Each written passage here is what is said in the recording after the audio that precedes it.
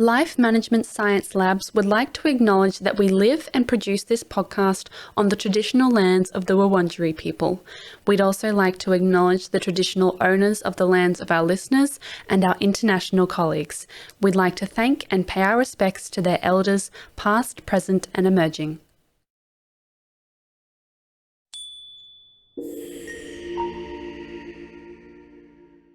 Hello everyone and welcome to Work in Progress, the Personal Productivity Science Insights podcast produced by LMSL, the Life Management Science Labs. We are champions of life management science, providing structured insights informed by science and inspired by practice on key aspects of conscious living. Each week, we bring you scientific and practical insights on each element with the expert knowledge of professionals in the field. Let's get started. Hi everyone, I am your host Tia Harmer, and today I am joined by Bruce Tulgan, bestselling author as well as CEO and founder of RainmakerThinking. In today's episode, we are talking about fatigue and how it really affects our productivity. So let's get started. Hi Bruce, how are you? Hi, I'm doing just fine. I'm not fatigued one little bit. That's wonderful. That's what we want to hear. Thank you so much for being here. So you have a very interesting profession. You've worked in a lot of different areas. So for those who don't know you, do you mind explaining a bit about who it is you are and what it is you do? Yeah, I mean, gosh, I run a small business in New Haven, Connecticut called RainmakerThinking. We have clients all over the world, and what we do, management, research, training, and consulting. So for 29 years now, we've been doing research on the front lines of the workplace. Wow. We do in-depth interviews.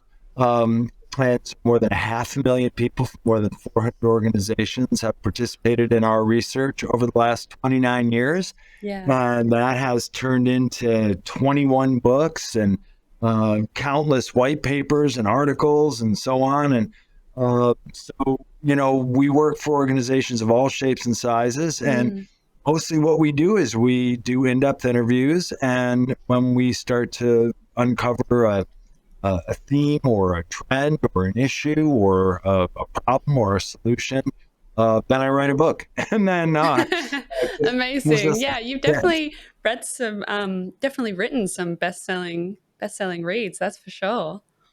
Yeah, I wrote a book called It's Okay to Be the Boss. That's probably my most successful book in terms of sheer numbers.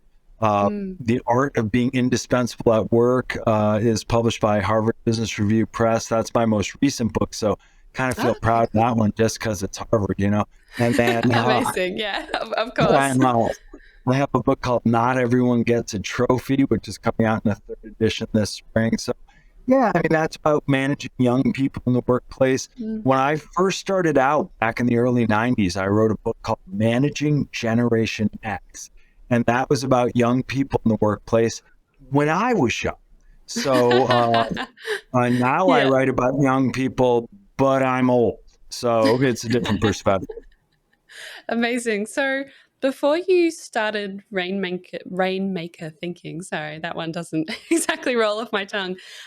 Before you started RainmakerThinking, what were you doing before then? I was working as a lawyer in New York City at number 2 Wall Street. Wow. So I was only, now don't hold that against me, please, because we won't. I was only a lawyer for 428 days, and that is not a long time.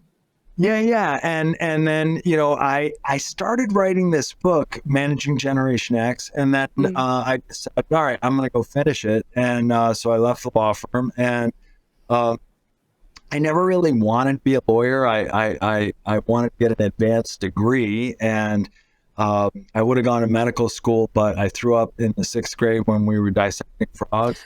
And so I'm not going to be a doctor. I figured, well, okay, I can be a lawyer, So that's what most lawyers say. Yeah. So my wife got a PhD in American history, but I went for law school because it was only 2 years. And then I worked as a lawyer for a while because I thought, I should at least see what it's like. And then I thought, okay, that's enough. Interesting. Yeah, that definitely on Wall Street, that definitely would have been quite the experience, I can imagine. Yeah, I mean, it was just an old-fashioned law firm. They just happened to be on Wall Street, and I always Yeah. say that because it sounds. It definitely sounds cool. Yeah, as a current law student, I can definitely see how that would look very good on your resume. But yes, thank you for that. So we're going to do some get to know the guest questions now. Sure. So this is where I'm going to ask Bruce some more personal probing questions. We're going to get onto some more interesting personal topics. So first, let's discuss books. Do you have a favorite? Is there something you're currently reading? Yeah, I'm always reading. I mean, so of course I've written a bunch of books, and my wife has written 2 books. One of them is called The Most Famous Man in America, which won the 2007 Pulitzer Prize. Yes, she won the Pulitzer Prize. I did read that. That is amazing. Pretty awesome. Yeah, and her last name is Applegate. So if you like books about 19th century abolitionist ministers in America, don't look for Tulgan. Look for Applegate. We have different last names because I kept my maiden name. Then she also wrote a book called Madam, which came out about a year ago, which is Okay. about a woman named Polly Adler, who was she kept a brothel and a speakeasy in New York City in the Wow. 20s and 30s, 20s, especially during Prohibition. A lot of the book Mm. takes place during Prohibition. So there's a lot of gangsters and stuff in that one. So those are pretty exciting. Those are my wife's books. My books are, I have favorites. If you have 21, you have favorites. It's sort of like if you have children, and people say you don't have favorite children, but that's a Secretly, lie. you do. Yeah. Oh, of course you do. And um, but I'm always reading something. There's some of the books that I always recommend. I always recommend Admiral McCraven's book, Make Your Okay. Bed, is a wonderful Yeah. book. I recommend Jonathan Livingston Seagull, which is a short novel that I love. Has a very inspirational. It is inspirational, and Yeah. and let's see, I recommend Siddhartha, which is also a novel to a lot of young people, Amazing. especially.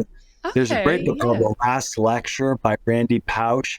So those are the 4 books that I recommend to people, Right. especially Okay. young people.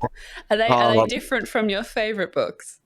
I love those books, and so I send them out to people because one thing, they're short, and people who are not big readers, I like to get them hooked by giving them short books. Yeah. Um, Work their but way up. yeah, I'm always reading something. I love Noah Yuval Harari. Wrote a series of books. One is called Sapiens. One is called Homo Deus. One is called Oh yeah, I 21 think I've heard Lessons. of these. Yeah. Yeah, he's amazing. He is. Brilliant, brilliant. Those are a slightly heavier lift. Those Mm, reads. Those are great books. amazing. I mean, I could talk about books all day long. Great, great. I wish we could. So, moving on to our next topic, which is movies. This is personally my favorite one, just because I'm a book person. But when I'm feeling really lazy, I'm a movie person. So, movies. How do you feel about them? Do you watch a lot of movies or don't really get time? Yeah, I like movies just fine. I'm not like, my mother loved movies. So, when I was a kid, and if there was a movie she wanted to see and my father didn't feel like going, so she'd drive me along, and I'd see. So as a result of that, I saw some, wildly inappropriate movies as a small child. But, but Yeah, I love the '70s, and exactly. but yeah, it's funny. I love the Rocky movies, but that's because They're I'm just like amazing. so American. And It's quite a particular trait. No, I love yeah, the Rocky movies. They're amazing. I love the movies like Back to the Future and all that. But there, I also actually, I'm an easy mark when it comes to movies. I'll watch pretty much anything. I like high quality movies, of course. Okay. But I also like, what I would call cotton candy movies, which are just, movies that are fun to watch. Yeah, We were just, exactly. get this. So we had dinner the other night with this Mm. fellow who Charlie Kaufman, who made all these movies like Being with John Malkovich or Being John Malkovich, not Being with John Malkovich, Being John Malkovich, Yeah. Adaptation, The Eternal Sunshine of the Spotless Mind. So, Oh it my was gosh, just, I love that movie. yeah. It was a little dinner party, right? And a friend of ours who is a poet is, spending a lot of time with this fella nowadays. And so, we're sitting there and I'm like, there's something about this guy. Well, sure enough, he makes all these big movies. He won an Oscar. Amazing. Yeah. Yeah, I loved, Eternal Sunshine of the Spotless Mind it's just like the most insane, unusual, crazy movie, but I fell in love with it when I was a teenager. I was like, this is insane, and I love it. And for anyone listening who hasn't seen it, definitely go have a look at it. I think it's still on Netflix, maybe. But yeah, amazing movie. That's so cool. Oh my gosh, I would have loved to have been a fly Isn't on the it? Yeah. wall for that conversation. There weren't that many people there, and I mean it was like 7 of us, and then then you kind of start feeling like, well, and what do you do? Oh, nothing really. I mean, you know. Not in comparison to Oscar films. Let's talk more about you. Yeah, exactly. You're more interesting. Okay, so the next topic is podcasts. Now, some guests we find don't actually listen to podcasts. So, do you enjoy podcasts or not so much podcast person? Yeah, I mean, I love the radio. And from my perspective, you're just a half a beat I feel like I away. expected that. Yeah. So you're half a beat away from podcasts. I mean, so sure, I like podcasts. Rachel Maddow had and it has an interesting one right now. Sometimes I'll listen to Shakar Vedantam, which it is a podcast, but it's basically the radio. So I do a podcast, but what my podcast is, I just interview clients, for the most part, clients whom I have found like really interesting. Yeah. And so I try to shine a bright light on them, or in some cases, it's not clients, it's just other folks who are really interesting. I'm just getting so sick of my own voice that I've started interviewing other people more. I completely concur with that feeling. I very much understand how you feel. So, what's the name of your podcast? It's called The Indispensables, and we've done, and I have a lot of impressive clients. What's that? Yeah. I was gonna say it's a very cool, like, superhero name. That sounds very great.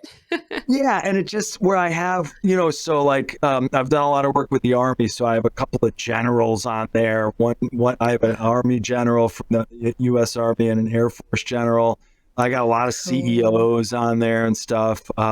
Ray Blanchett did it. He's the CEO of TGI Fridays. But I've done like 92 episodes, and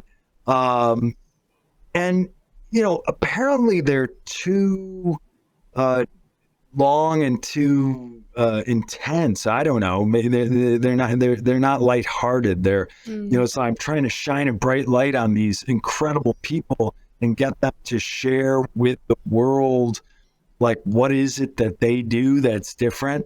But then there's Scott Galloway, and I usually, if somebody turns me on to something, then I'll listen to it. Yeah. Amazing. So my fourth topic is a famous role model. Do you have a famous role model? I mean, role model. I mean, my parents are my role models. I learned a lot about ethics from my mother, and a lot about being intellectually curious. My mother was a real bookworm. My father, I've learned a tremendous amount about, taking care of people. He's a doctor. He's 89 years old. He works. I suppose. Oh, wow. If I have any work ethic at all, it comes from him. I always say, I'm going to retire before you do. And he says, you call what you do work, right? But I love him. Yeah, and but I have a lot of heroes. I mean, Ben Franklin is a hero of mine, although he was a terrible spouse. So I don't hero like in a certain way. Yeah, I mean, I think Admiral McRaven is about as great a hero as you could have. I role models. I suppose one friend of mine likes to say you should practice being the person you're trying to become. So, Interesting. just, take on those traits and try them on for size and practice them. So I don't know, my wife is not exactly a role model. She's certainly the greatest mind I've ever encountered. Oh, that's amazing. I love that. So, my last topic or my last question is what is a course you have completed? It doesn't have to be recent, it can be anything that you found particularly interesting. A course? You mean Mm. like an online class or like a class from law school? I mean, It civil can be procedure is any the class I was most civil proud of because I procedure. got an A in civil procedure.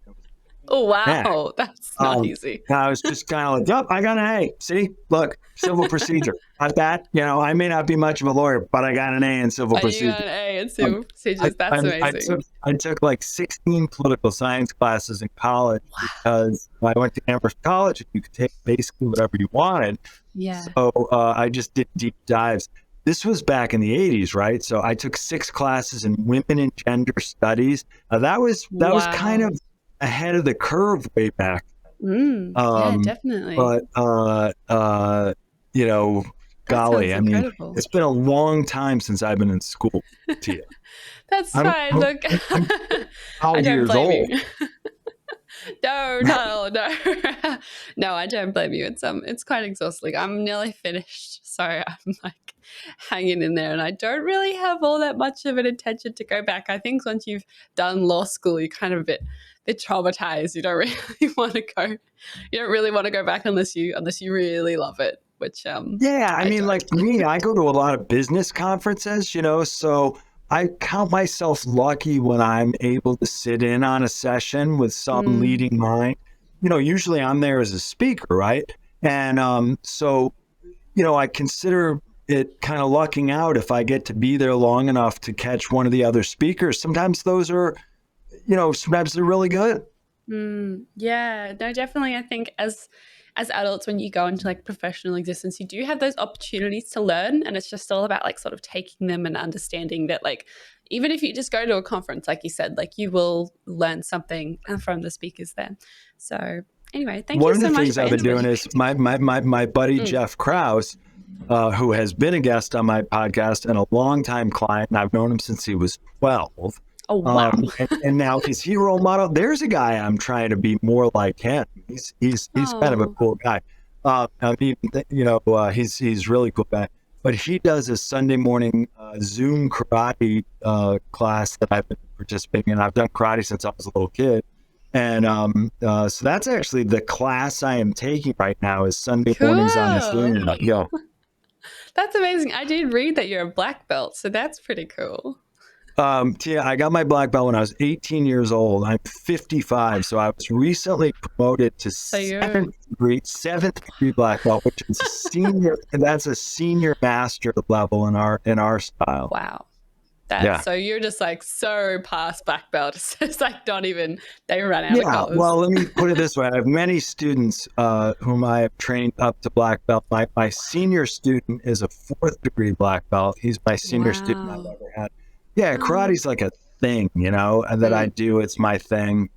that's amazing. I love It's that. not Well, just my yeah. thing. It's not just my No, definitely. So thank you for answering those questions. We're going to go into the interview questions now. So obviously today we're talking about fatigue and how it affects our productivity. But before we dive into that, Bruce, for our audience, how would you personally define productivity?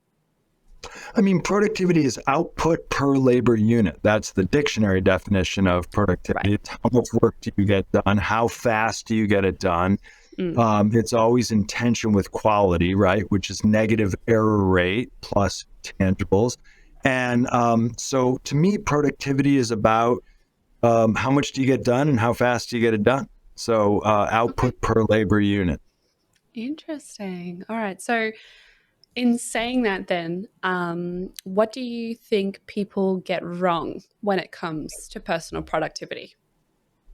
I mean, golly, most people, probably the biggest mistake that people who are busy make is trying to multitask, juggle. Yes. I'm always juggling. See, I'm so busy. I'm always multitasking.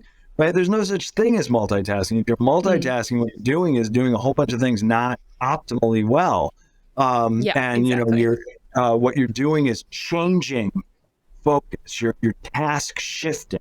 So probably the Yeah. biggest error people make is believing that they can do multiple things at once, and that they can, task shift effectively. That's one thing. Another thing, people, sometimes don't recognize that they've got to refill their tank. I mean, to the point that we're Yeah, talking about today definitely. about fatigue. Um, Mm, I think one mistake people make is not slowing down enough to learn a good method for executing a recurring task, okay. responsibility, or project. If you have a Yeah. recurring task, responsibility, or project, what you want to do is develop a repeatable way of doing it, so that is a great way to accelerate output per labor, is having, practicing. And then, Yeah. be careful about going on autopilot. When you go on autopilot, what you end up doing is making mistakes. And or Mm, sometimes you fizzle in terms of your energy. yeah, yeah. Mostly what you do is you make mistakes. And if you make mistakes, it's sort of a hidden killer of productivity, because unnecessary mistakes have to get fixed later. So if you're keeping score on your productivity, you better keep track of those unnecessary mistakes that you have to go back and fix, because Yeah. that diminishes your overall productivity. Definitely. Yeah. We had a guest on the show last week, actually, and should be out by the time this episode ends. But we had a guest who came on specifically to talk about multitasking and just how it's not actually possible. And a lot of the time, it's just you consistently changing kind of like what you're engaging in and your different stimuli. So it's definitely not something that is possible. You can kind of be sort of like change your engagement in different stimuli. But like you said, you're not going to be as productive. At no point are you going to be able to master anything and do anything sort of like to its full potential. And you're really sort of discrediting yourself by doing that. Yeah, I mean, there's some things that are more amenable than others. For example, if you're taking a walk and talking on the phone at the same time, Mm, that's a good example of, you're using different parts of your brain. But it is definitely true. You'll be distracted from the conversation by your experience walking. And, let's hope you're not so distracted by talking on the phone that you walk into a automobile that's moving. yeah, exactly. So now that we've discussed productivity and kind of what it is and what people get wrong about it, let's talk about fatigue, because this is your sort of area of expertise. How would you define fatigue for the audience? Well, let me be clear. I am not a doctor, right? So remember, I threw up when we had to dissect a frog. So Yeah. I'm not a psychologist. So there are medical implications to fatigue. What I'm focused on is what we call overcommitment syndrome.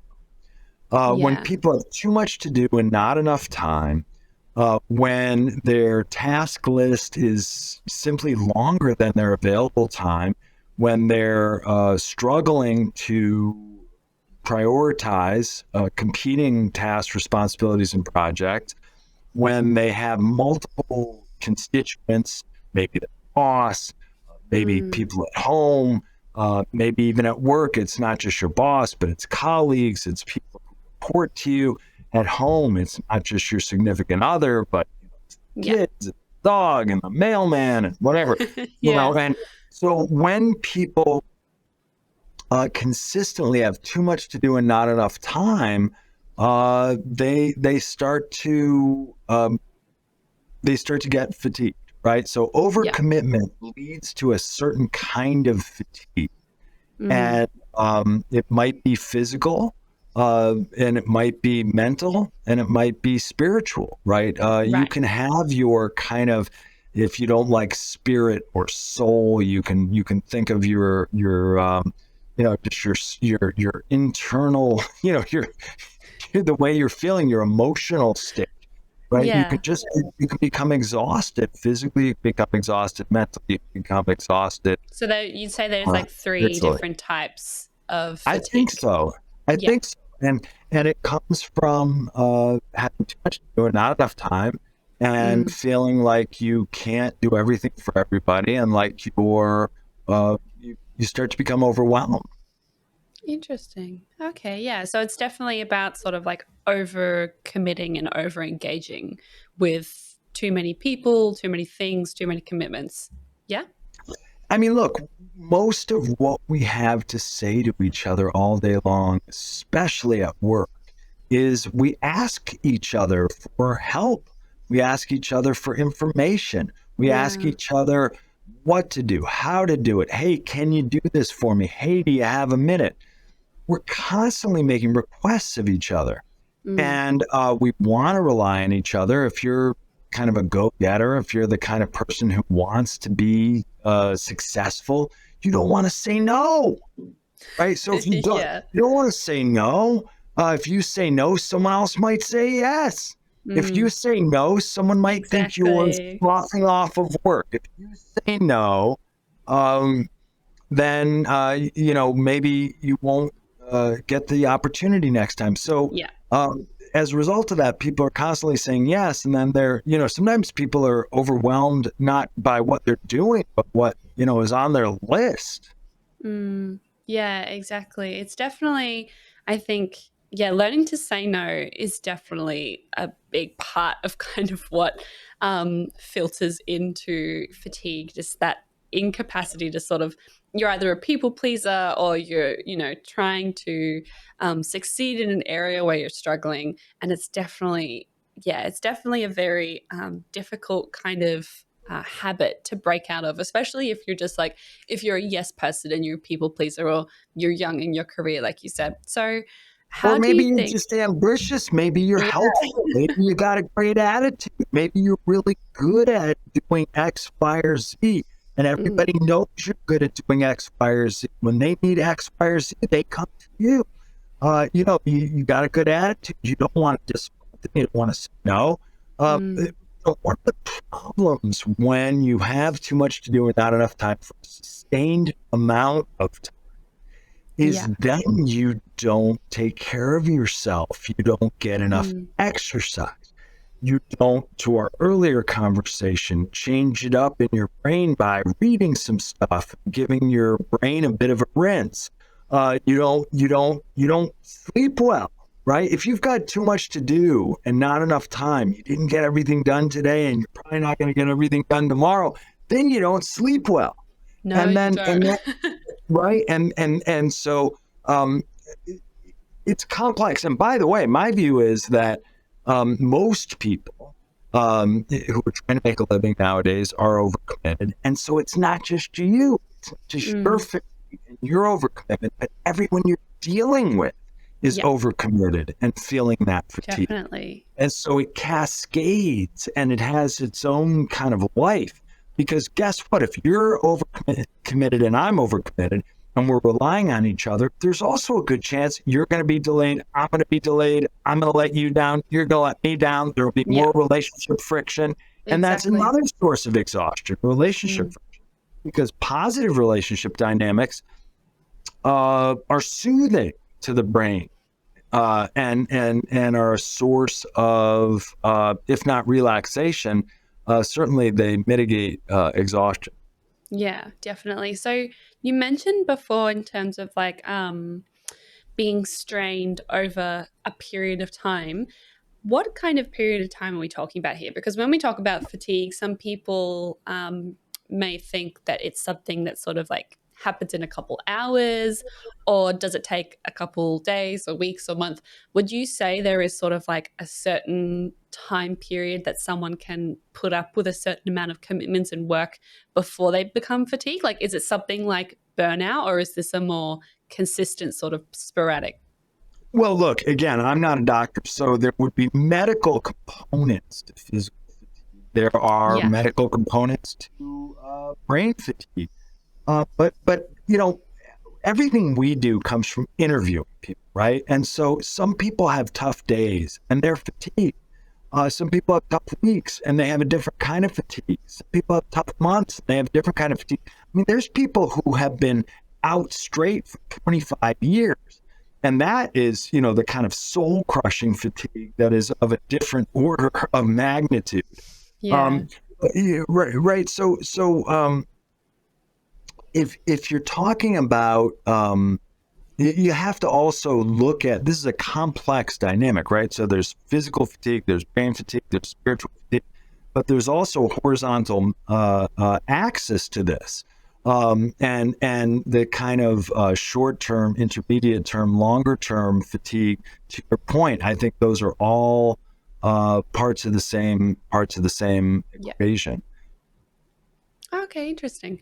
So how do you think fatigue influences an individual's personal productivity? Well, look, I mean, so just for starters, there's 168 hours in a week, right? You got to sleep 56. If you're not getting 56 good hours, that the other 112 hours, you're not going to be at your best. Yeah. Those other 112 hours, what are you doing with yourself? Look, if you're eating potato chips and cookies, you're going to be much more fatigued. If you're feeding yourself Brussels sprouts and good protein, you're going to have more energy. Hey, how about if you sit around all day versus if you take a walk every day, right? These are all variables in how you respond to pressure. Now, look, some people are blessed with more energy than others. In fact, there's a great piece of research that was done by Warren Bennis many years ago, where he studied some of the most successful leaders in different fields. And, you say, well, what do they have in common? Well, they're smarter than everyone else. Nope. They make fewer mistakes than everyone else. Nope. What are the two things they have in common? One, when they make mistakes, they change course quickly. Right. But two, the other one is they have much more energy than other people. No, that's not what you want to hear. Right. So you've got to be aware. But look, the interesting thing is, okay, so some people are gifted with more energy than others. But so many people diminish their energy by beating themselves up physically, mentally, and spiritually. Right. Okay. So it is some people can work longer, harder, smarter, faster, and better than others. And it's not just because they have preternatural energy. It's because they take care of themselves. And so I think, look, if you're exhausted, here's what's going to happen. You're going to make unnecessary mistakes. You're going to slow down and you're going to be grumpy. Yeah. So to me, so I know you focus on productivity. Productivity, quality, and attitude are the three dimensions of performance, really, right? I mean, you do a bunch of work. You do it at a certain quality level, and you do it with a bigger or smaller smile on your face. So when you are exhausted, either spiritually, mentally, or physically, you're going to make more mistakes, you're going to get less done, and you're going to have a negative attitude. And by the way, what this does is it causes more rework. So then you're going to have even more to do in less available time. It causes delays for other people. So that's going to affect you. And it causes more relationship friction. And so to me, it's not that it's not a zero-sum game. It's a dynamic, right? How do you manage your energy? That's the equation that leads to more or less fatigue and more or less damaging fatigue. Yeah. Would you say that, because you've spoken a lot about energy and having energy for things, would you say that energy has to kind of come with a positive mindset? Like, would you say that that's the underlying factor of having energy, is having like a positive attitude and a positive outlook? Or can you have kind of energy without having to kind of like be happy all the time? I mean, you don't have to be happy all the time, but you can be darn sure that if you're feeding your brain glucocorticoids and you're feeding your brain all kinds of stress hormones, cortisol, you're going to be more exhausted. If you're able to stimulate oxytocin in your brain, which, smile. Go ahead, smile. You're not supposed to tell people to smile, but if you smile, it Yeah. actually sends oxytocin to your brain, Yeah. right? Take a walk. It's going to send good brain chemicals around the circuit, right? Your organisms are driven by brain chemistry, endocrinology, of course, genetics and epigenetics, right? You can't control your genetics. You can't control your early Yeah. epigenetics, but you can sort of do things to have better genetic manifestations. And certainly you can do things to affect your brain chemistry and your endocrine system. And look, what do most people do? They don't get enough sleep. They put damaging stuff into their body, either, into their, alcohol, drugs, bad food. They don't get enough exercise. And so they're starting with two strikes, Yeah. 2 outs and 2 strikes. Here in America, we have a game called baseball where they have Yes. strikes and outs. Yeah. Familiar Anyway, with it. but so to me, there's a lot you can control. One of the things you can't control is how the incoming requests that are coming at all of us all the time, right? You can control the self you manage and bring to work, or the self you manage and bring home. You can't control all the inputs, all the requests. Yeah, Right? exactly. You can control how you respond to the requests. Wow, that's so interesting. Because you spoke before about, like, we've touched a lot on workplace, having those requests, having colleagues ask you things, et cetera, et cetera. And fatigue in the workplace, for multiple people, for colleagues, it can have a significantly negative impact overall on the whole company, on the whole organization. So how do you think that we can minimize fatigue in working environments that have demanding jobs such as law or medicine or essential workers? Like, what advice would you have for individuals working in these areas who, their work in and of itself it requires a lot of output, and it's going to create a fair amount of fatigue? Yeah, I mean, so when I talk with CEOs or senior executives, what I'm always telling them is, you've got to play the long game. You've got to manage the productive capacity of your workforce, of the people who are making a living and making a career in your organization. That means you've got to be talking with leaders, managers, and supervisors at every level. So leaders, managers, and supervisors are keeping track of each person's workload. So that, one of the problems is you got your go-to people. The problem with being a go-to person is everyone goes to you. Yeah, So, you're always a go-to person. Exactly. Yeah. One of the things so if I'm starting at the top, I'm saying, hey, you got to look at your management culture. You got to look at boundaries you set with clients and customers. You've got to look at the culture of service you're developing, and how you train clients and customers to interact with your personnel. You've got to make sure that managers are helping take care of people. I always tell managers, if anyone has dinner with their family and they talk about the boss and they're talking about you, that is a profound responsibility. Don't take it lightly.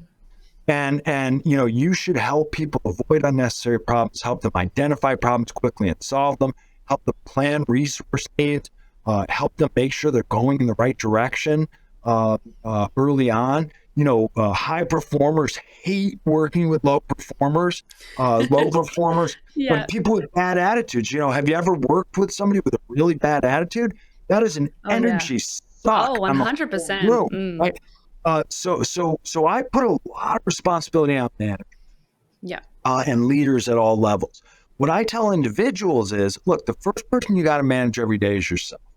Yeah. And the number one thing you can do is take care of yourself. And, it sounds like, hey, take a walk every day. And what's Bruce's advice? Take a walk every day and eat your vegetables. Yeah, that's my advice. Because and Yeah. get a good night's sleep. Because if you Yeah. don't do that, you are setting yourself up for unnecessary problems, and they're gonna cascade, right? So first person you got to take care of take care of every day is yourself. Then you Yeah. go to work. The second person you got to manage every day is your boss, right? So you got to make Yeah. sure your boss knows what is on your plate and what what you're focused on. What are your priorities? Make sure your boss knows what you're doing, how busy you are, and you should do some what ifs. Hey, what if this happens? What if that happens? What if this happens? What if that happens? And you should do that early, either early in the day or at the end of the day before, right? Because your boss throughout the day might be difficult to get a hold of. And everyone's busy, right? We interrupt each other all day Yeah, long. exactly. Being interrupted is exhausting. Interrupting Mm. others is exhausting to them, and you never get the best response, right? So manage yourself, show up healthy, stay organized, have your priorities, then go talk to your boss, right? And say, Yeah. all right, here's what I'm planning to do today. Make sure you're aligned with your boss. Then if anyone reports to you, go talk to them. Make sure they're aligned, right? Because otherwise, guess what? Later on, at the least convenient time possible, they're going to interrupt you. And then, Exactly. and then you're going to give them short shrift and you're going to Mm. be aggravated, right? So, Yeah. so you got to set yourself up for success. And then right? You got your plan for the day. What happens? You have your plan for the day, and then you get interrupted and your whole day gets messed. So part of it is then, okay, you got your priorities, you checked with your boss, you checked with people, then try to stay as focused as you can, and do one thing at a time, right? Because the flip side of multitasking is a fiction, but there Mm. is an action item now, which is Yeah. stop doing it, right? So if you're always juggling, you are gonna drop the ball. Yeah. So what you do is once you manage yourself, you manage your boss, you manage your people, then execute one concrete thing after another, and pay attention, because if it's one of your specialties, you should have repeatable solutions. And if it's not one of your specialties, then give yourself a break. You got to slow down, learn, and develop repeatable solutions. And Yeah. remember, we were talking about before, you want to develop a routine, a best way of doing this, so that as you start to get good at it, then you start to ramp up your output per labor unit, your productivity. Mm.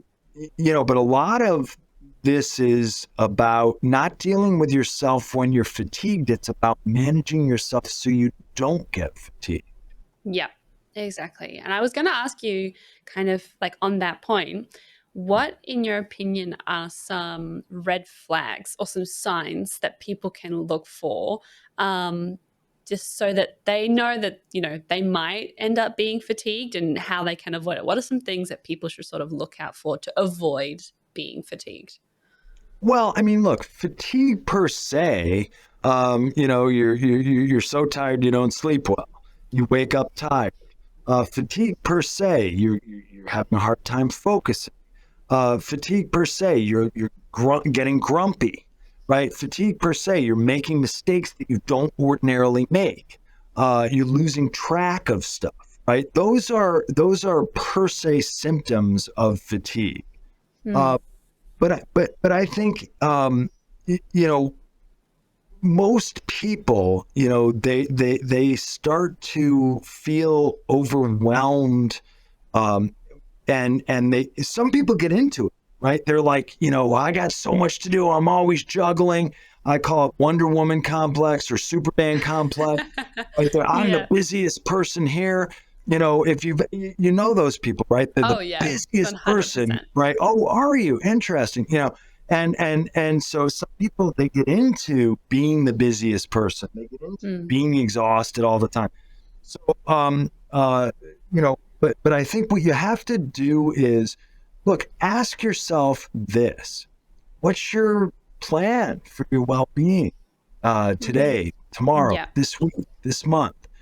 What's your plan for getting a lot of work done very well, very fast, all day long, with a good attitude, and then so you have enough time to take care of yourself and take care of your family and spend time with your friends?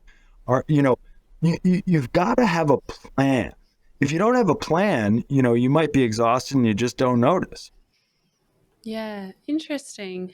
So when it comes to sort of like this misconception about fatigue and how to identify it, something that we hear a lot is kind of the further you get into your career or the older you get, kind of the more capacity for fatigue to come up. Sort of, what's your opinion on this? Why do you think people kind of associate getting older and getting further into your career with fatigue? I mean, there's three reasons that might be. One is just physical capacity. When you're younger, you have more energy, and when you're older, you have less energy. The second thing is when you're older, you have more Yeah. relationships, so more people coming to you, right? You don't just have parents, you also have kids, right? You don't just have parents and kids, you got significant others, you might have animals to take care of, right? But, you might have you have a home to deal with. You just have a lot more, greater diversity of responsibilities because you have a greater diversity of relationships and experience that feeds into that. And the other thing is when you're really, really experienced, people want your help. You become a go-to person Yeah, because you're a exactly. seasoned expert at something. Now, look, if you're smart if you're experienced and smart, then you develop other go-to people, right? One of the biggest secrets to being successful without being overcommitted is one secret is develop specialties and have good repeatable solutions, right? Another secret is take good enough care of yourself outside of work that you bring your best to work. And another is that you do one thing very well, very fast, all day long at a time, so you avoid rework. But the other secret is you find other go-to people Yeah. and you rely on them and you build up other go-to people, right? You teach people how to do what you do. Yeah. You hand off work to others. Mm. Yeah, I've definitely, it reminds me, I'm trying to remember the name of the book now, but it was, I can't remember what it was, but the guy in it, he was I think he was like a CEO, or he'd owned some companies and this kind of thing. And he essentially, the whole book was essentially about how to get other people to do your work for you. Now, obviously, this is not something that we're recommending, but it was an interesting way of kind of looking at how he avoided being fatigued, was by, learning about other people, what their skills are, and kind of employing them to work in a particular way so that their skill set is, going to benefit the company. You're not just sort of having random people who aren't really doing anything.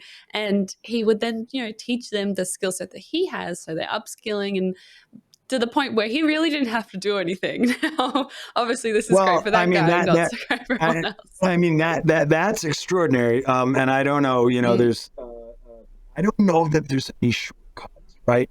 To me, Yeah, if you exactly. are a seasoned professional and you start to develop other go-to people, what are you doing? What you're doing is you're giving them opportunities to add value, right? So Mm. so so if you want to be valuable, right, you have to add value. And so I think as you get older and more experienced, you realize you don't have to be the one to do everything. You don't have to be the one to take credit for everything. You do have to be good at setting people up for success. You have to be Mm. good at matching up opportunities with individuals and their skill sets and their experience. But what you're doing when you're developing a go-to person or finding a go-to person, delegation doesn't mean just giving away all the work and getting everyone else to do stuff. But Yeah, exactly. what you are doing, I mean, look, say, if you're a CEO of a large complex organization, you're not doing all the work, but it doesn't mean you're sloughing off and giving, oh, you're getting other people to do it. What you're doing is you're like a conductor. You're conducting a symphony. You're helping each person play their role on the team. You're helping each person do their thing really well. You're giving each person an opportunity to be valuable. Yeah, So, exactly. but remember that you can only do so much. And so to me, optimal productivity is using every working minute to get something done very well at a high quality level, and in a way that that's going to add value for someone else. I mean, that's productivity. Yeah, exactly. 100%. So, in saying all of this, we've spoken about the signs, the concerns, what people can do, etc. When would you say people should consider? Well, a lot of people will think about when it comes to fatigue if they've worked in an area for so long, and when should we say like this is the time to quit or adjust my job? My health has to come first. When should people take that kind of more extreme action? Now, obviously, not everyone's going to have this opportunity. Quitting your job and finding a new job is definitely a bit of a luxury. But when should people start to think about, okay, maybe this job isn't right for me? I mean, look, what you have to figure out is, are you able to build enough relationships with enough decision makers who know what you can do very well, very fast, that you are able to get enough tasks, enough responsibilities, enough projects done and delivered for the right decision makers, that you're building a track record of success. When you find yourself in a situation, either because of overcommitment or related fatigue, or because of bad management, or because of a bad match between your energy and your skills and the work that needs to get done, when you find yourself not succeeding, but you don't have to kill yourself to succeed. You don't have to work yourself to a frazzle to succeed. Yeah. What you have to do is say, how much time am I willing to allocate? And most people can get so much more done, so much better, so much faster without getting overcommitted, without getting exhausted, if you manage yourself well. Look, if you find yourself, beating your head against the wall, you just can't get everything done. You can't. I mean, here, do you have happy customers, internally and externally? Right? Are you delivering results and building a track record of success? Or are you working yourself to the bone and in fact, you're disappointing people? Right? Yeah. If you're working yourself to a frazzle and disappointing people and feeling bad, then you got to find a different setup. Yeah, definitely. Okay. So you're talking more about kind of on that like management sort of level. Well, no, but as an individual, because look, okay. Let's say you are working, you're working hard, you're working smart, you're working fast, you're getting tons of work done. People keep coming to you, but you know what? You're succeeding. Your reputation is good. You're scoring a lot of points with all the right people. Guess what? You're in a strong position to say, you know what? I'm not going to work on Thursday. I'm not going to work this weekend, or hey, I'm going to take a vacation in March, right? But because the more you're doing and the more you're pleasing people, the more you're demonstrating your value, then the more negotiating power you have.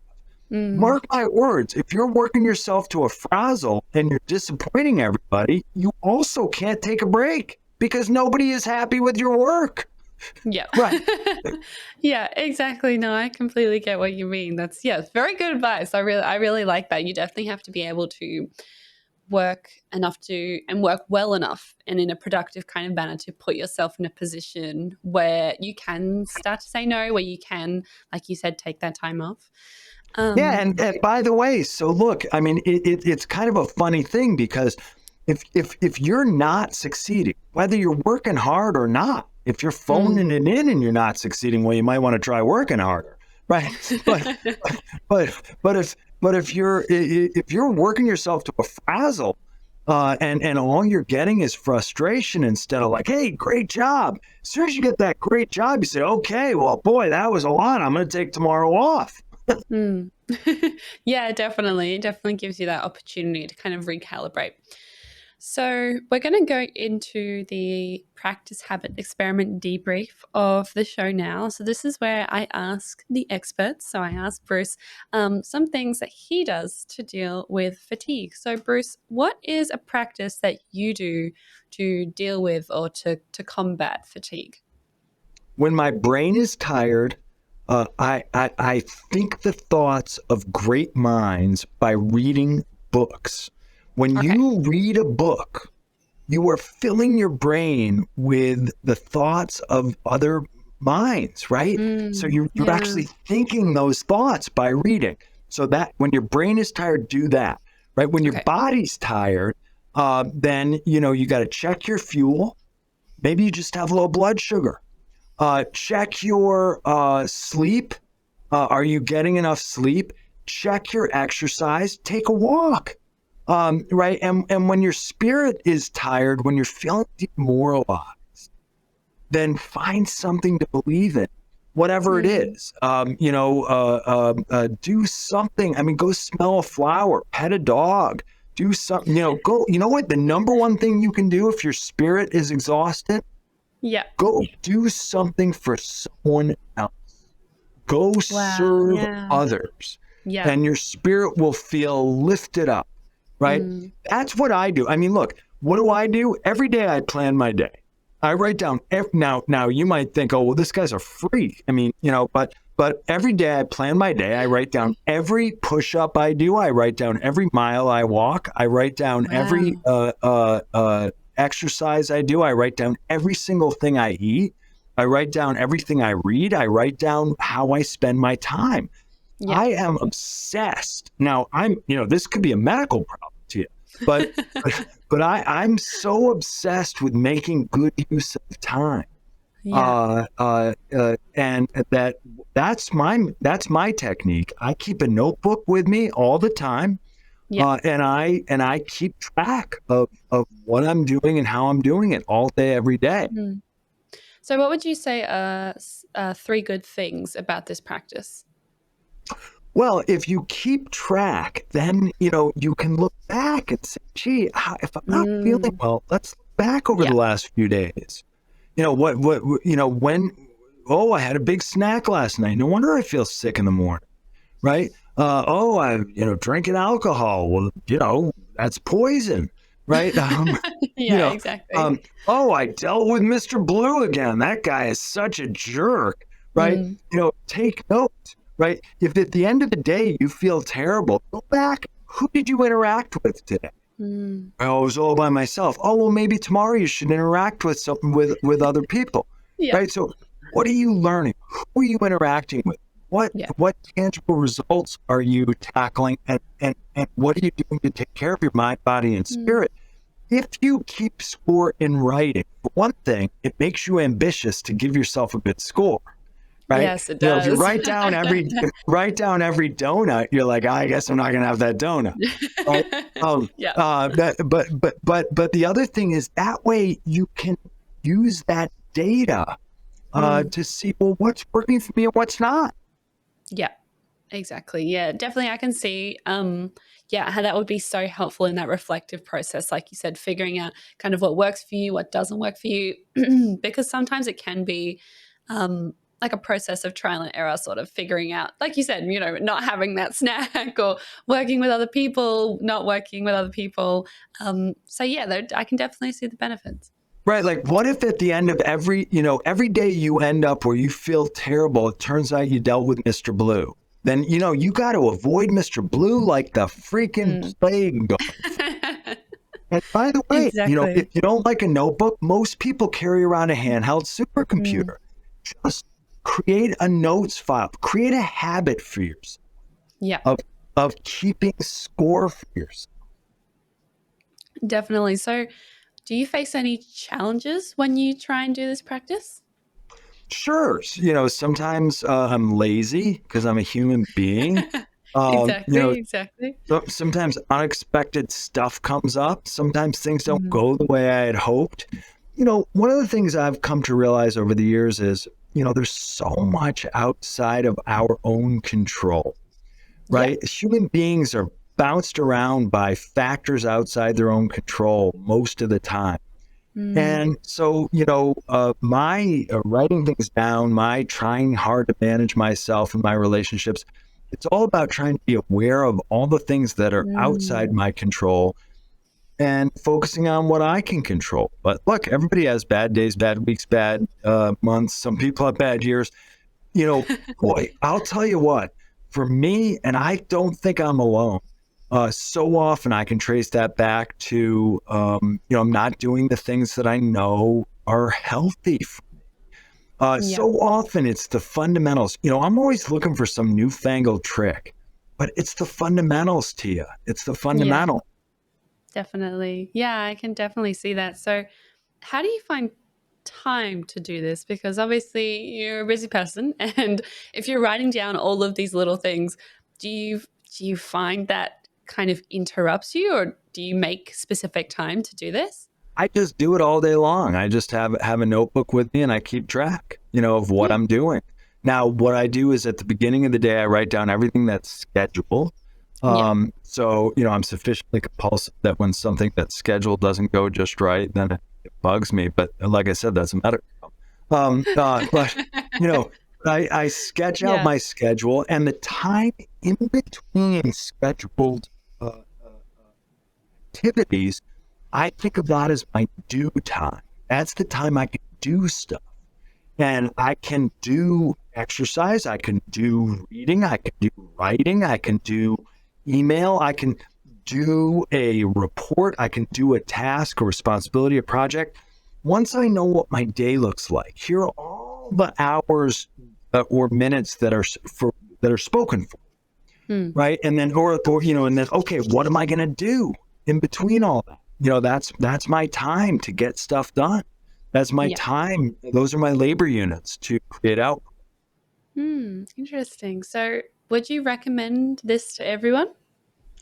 Write down everything you do. I mean, journaling is, so anyone who's listening to this, so it turns out journaling is the answer to everything. Yep, it is. But, uh, so what else is journaling good for? Everything, right? But Mm. yeah, but it's basically just a form of diarying, but it's a form of self accountability. You are giving an account to yourself all day long. You're documenting all day long. You're keeping score all day long of what you're doing and how you're doing it. Yeah. Okay. Interesting. And my final question, how do you think this practice affects your personal productivity?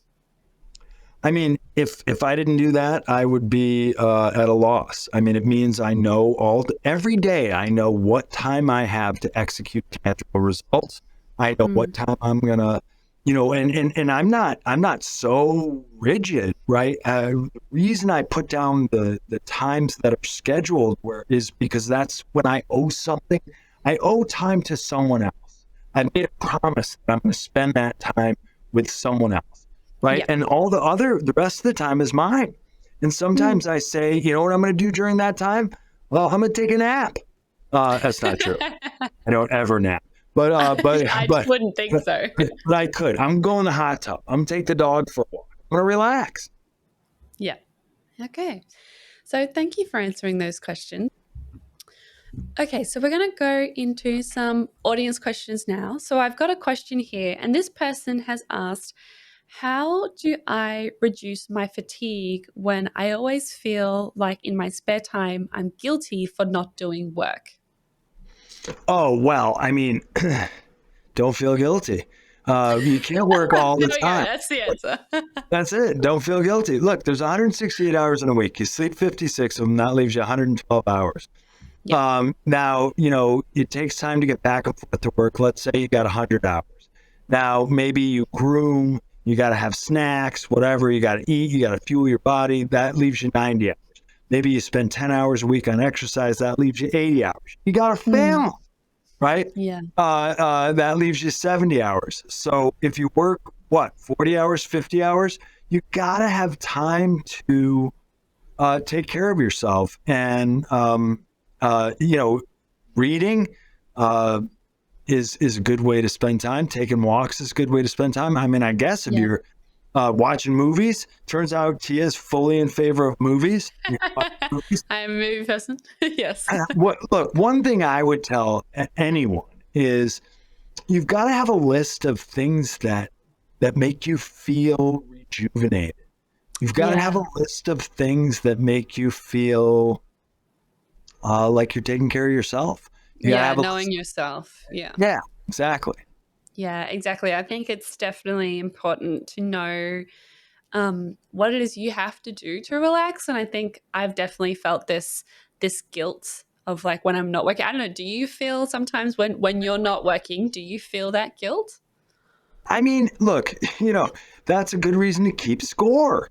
If you get to the end of the week and you haven't done any work, well, maybe you should feel guilty. I don't know, unless it's your week off. If you get to 2 weeks and you haven't done any work, then what the heck are you doing? Now, if you don't have to work, look, I'm not somebody who thinks that work in and of itself is I'm not a Calvinist. You work to make a living. You work to make a living, usually. You work to make a contribution. Different personality types feel like they should always be accomplishing something. Well, then expand your repertoire of what counts as an accomplishment. I like that. Yeah. But anyway, Tia, that person was looking for permission to not feel guilty. So I think the best answer is just don't feel guilty. Definitely. I think we're all always looking for permission to feel guilty. And it is one of those things that is definitely hard to overcome. But like you said, it's something about learning what it is that works for you and learning how to reflect on yourself and how to treat yourself nicely. I think it's kind of about learning about yourself. Do you enjoy a book or a movie or a walk or a run or something like that that's going to help you, get to that place where you don't feel guilty? It might take a bit of time and it can be a bit of a process sometimes. Yeah, and deciding what counts. If you're feeling guilty, then it makes me wonder, like, well, okay, maybe you're not keeping score in enough areas. So for example, if you're spending time building up a relationship with someone in your family, is that a waste of time? You should be working instead. If you, right. So there's an example of that's something that's valuable. So maybe you need to expand your list of what counts as an accomplishment.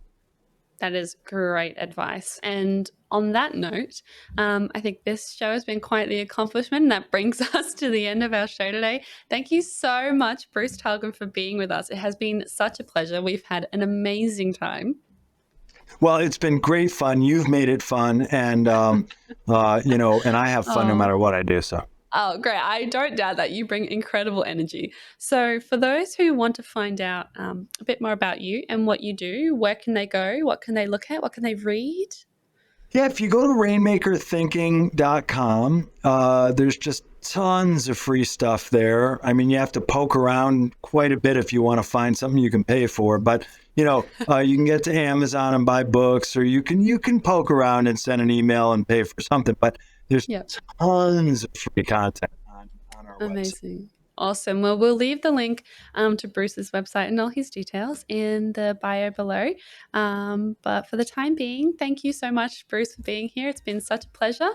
And to our listeners, don't forget to like and subscribe, and we'll see you next week. Thanks. Thanks for having me. You have been listening to Work in Progress, the Personal Productivity Science Insights podcast produced by the Life Management Science Labs. Listen to episodes from LMSL's 10 Life Management Perspectives on Apple Podcasts, Google Podcasts, Spotify, YouTube, or other podcasting apps on your smartphone. If you enjoyed this episode, please consider rating our show, sharing it, and subscribing to our channel, as it helps others find us and us grow to bring you more quality resources. More of our work can be found on our website at pp.lmsl.net, where you can join our movement. I'm Tia Harmer. Thanks for tuning in.